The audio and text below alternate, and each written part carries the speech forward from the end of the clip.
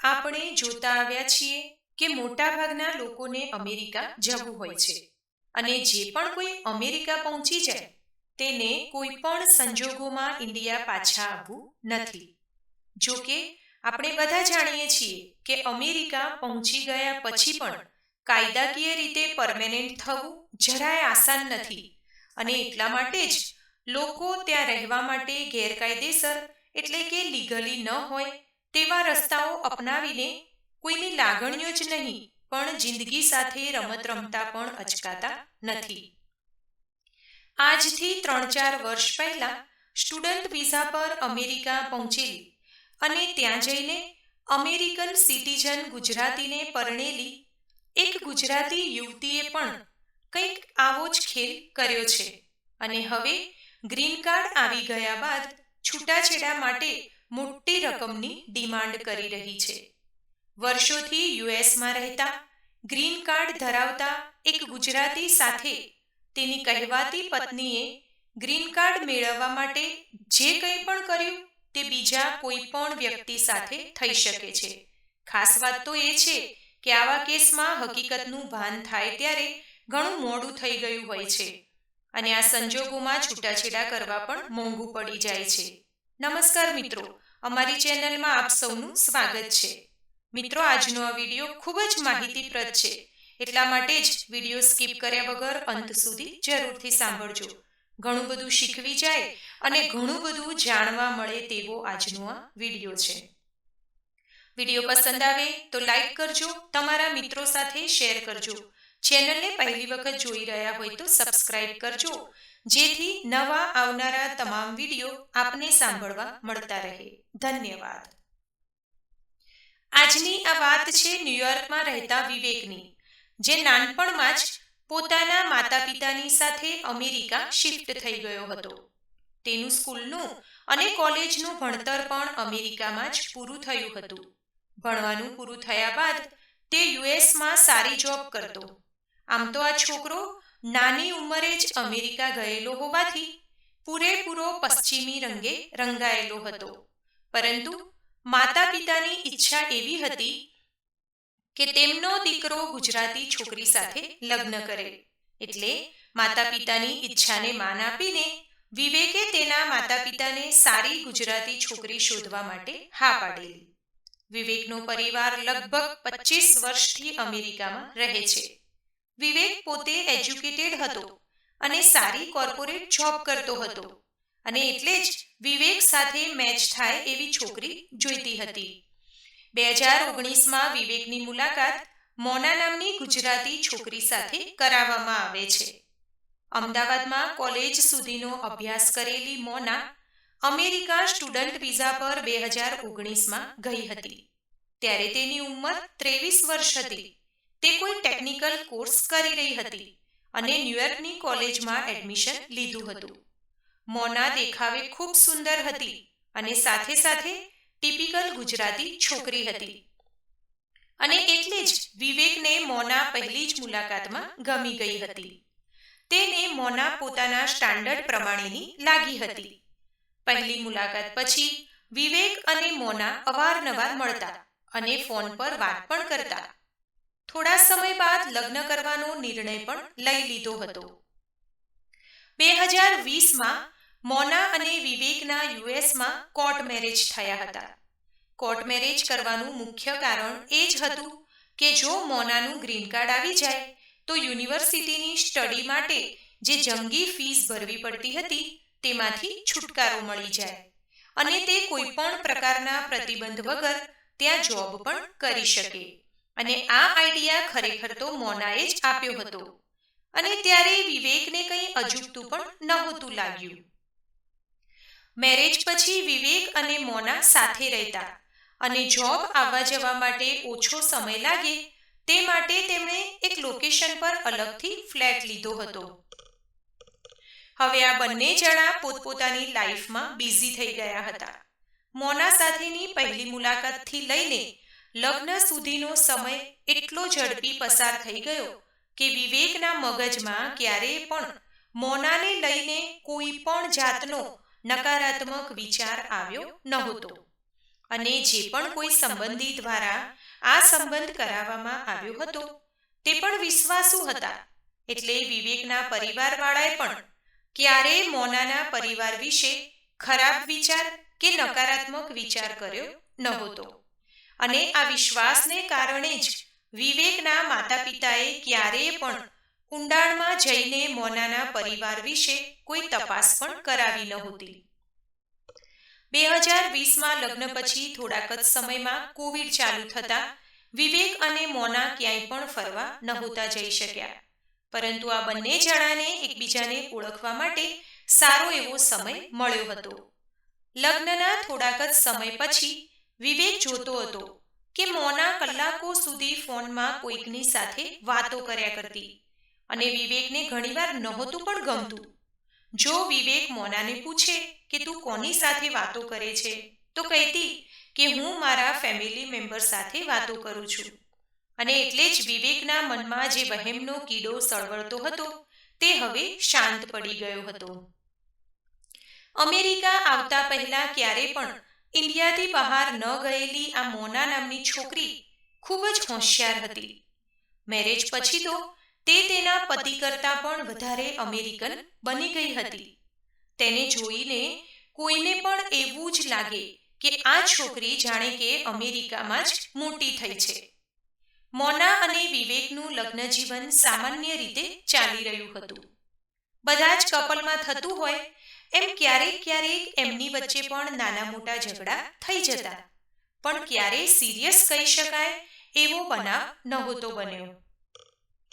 આ અરસામાં ઇન્ડિયાથી મોનાનો એક ધરમનો બનાવેલો ભાઈ અમેરિકા સ્ટુડન્ટ વિઝા પર આવવાનો હતો. 2021માં વિવેક અને મોનાના જીવનમાં એક ત્રીજા પાત્રની એન્ટ્રી થઈ હતી, જેનું નામ હતું મોન્ટુ.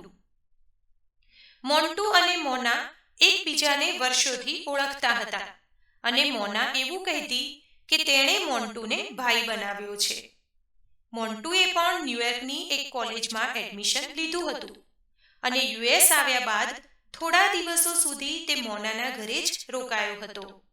આમ તો જોઈએ તો વિવેકને મોન્ટુથી કોઈ પ્રોબ્લેમ નહોતો, પણ ઘણીવાર તેની અમુક આદતો અને મોટી વાતો વિવેકને ડિસ્ટર્બ કરતી હતી.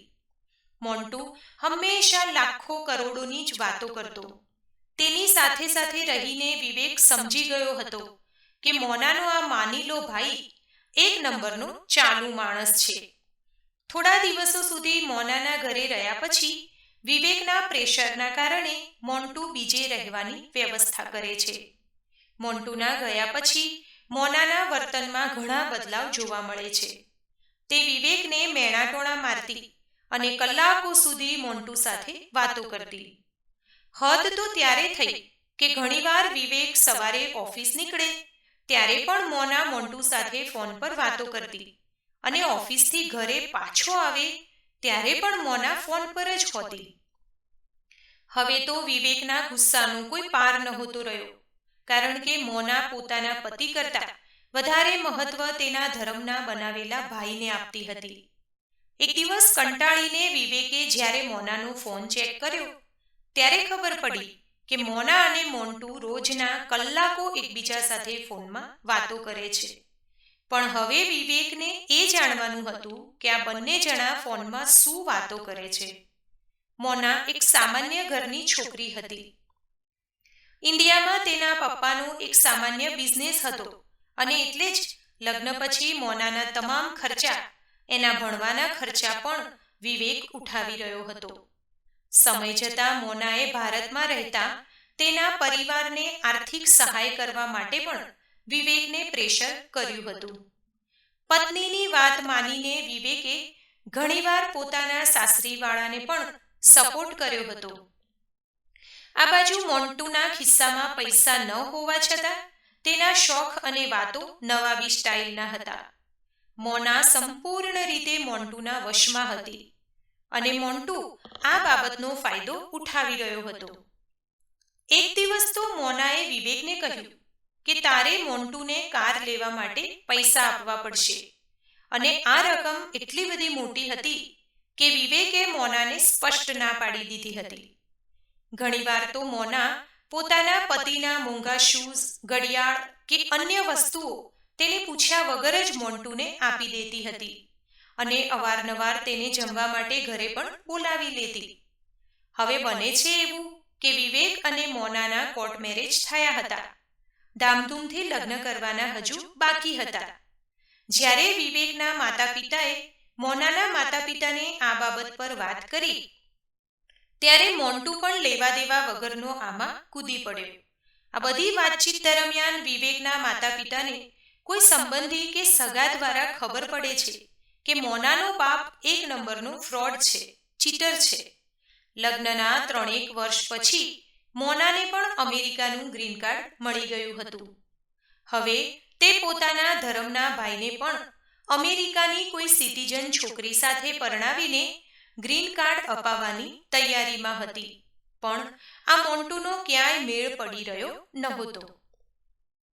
ગ્રીન કાર્ડ આવી ગયા પછી તો મોના જાણે કે કંટ્રોલની બહાર જ હતી અને મોન્ટુ પણ મોના અને વિવેકના સંસારમાં આગ લગાવવામાં કોઈ કસર છોડતો નહોતો.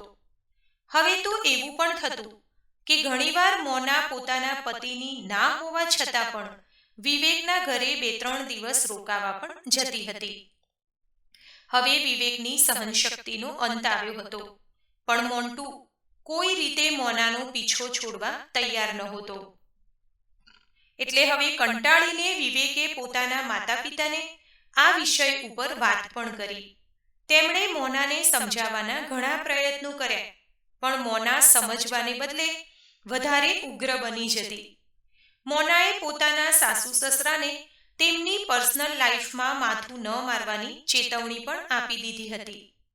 હવે વિવેકને એકલા હાથે જ આ પરિસ્થિતિમાંથી બહાર આવવાનું હતું.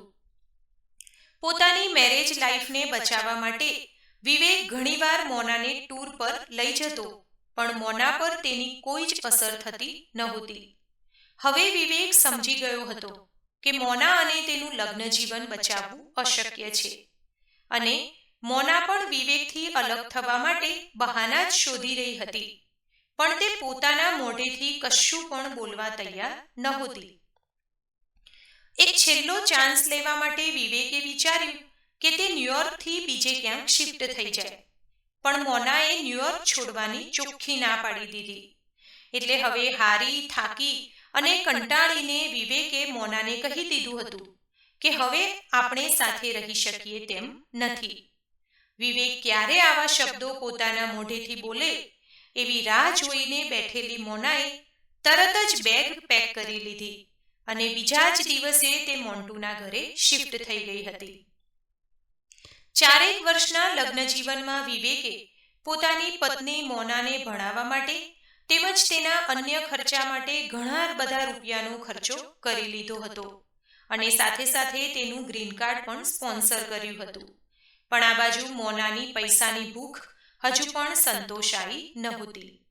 તે વિવેક પાસેથી છૂટાછેડા લેવા માટે બહુ જ મોટી રકમની માંગણી કરી રહી છે. મોના આજે પણ તેના ધર્મના માનેલા ભાઈ સાથે જ ન્યૂયોર્કમાં રહે છે. વિવેકને હજુ સુધી એ વાતની ખબર જ નથી પડી કે આ મોન્ટુ ખરેખર તેનો ભાઈ છે કે પછી ખીચડી કંઈક અલગ જ રંધાઈ રહી છે. પણ વિવેક હવે આ વિષય પર કંઈ જ વધારે વિચારવા નથી માંગતો અને વિવેક પોતાના લગ્ન જીવનના અનુભવ પરથી એટલું જ કહેવા માંગે છે કે કોઈ પણ જાતની પ્રોપર ચકાસણી કર્યા વગર, પરિવારનું બેકગ્રાઉન્ડ જાણ્યા વગર ક્યારેય પણ લગ્ન કરવાની ઉતાવળ ન કરશો, કારણ કે ઉતાવળમાં કરેલી આ એક ભૂલની ખૂબ આકરી કિંમત ચૂકવવી પડે છે. તો મિત્રો, હું આશા રાખું કે આજની આ કહાની ઘણા બધા લોકો માટે મદદરૂપ થશે અને આ કિસ્સો સમાજમાં બધાની આંખો ઉગાડી જાય તેવો છે.